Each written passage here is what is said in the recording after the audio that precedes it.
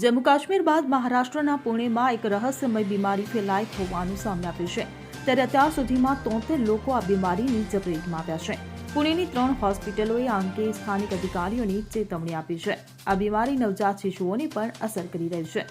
મહારાષ્ટ્ર સરકાર આ રોગ અંગે સતર્ક છે, જ્યારે આ મામલો કેન્દ્ર સરકાર સુધી પહોંચ્યો છે। એવું કહેવામાં આવી રહ્યું છે કે આ બીમારી ગુઇલેન બેરે સિન્ડ્રોમ છે। આ સિન્ડ્રોમ માનવ રોગ પ્રતિકારક શક્તિને નિશાન બનાવે છે। ત્યારે રાહતની વાત એ છે કે આ રોગની સારવાર શક્ય છે। Bureau report CN24 news. હવે જુઓ દેશ દુનિયાની તમામ ખબરો તમારી આંગળીના ટેરવે। ઉઠાવો મોબાઈલ અને Google Play Store પરથી ડાઉનલોડ કરો અમારી CN24 ન્યૂઝ મોબાઈલ એપ।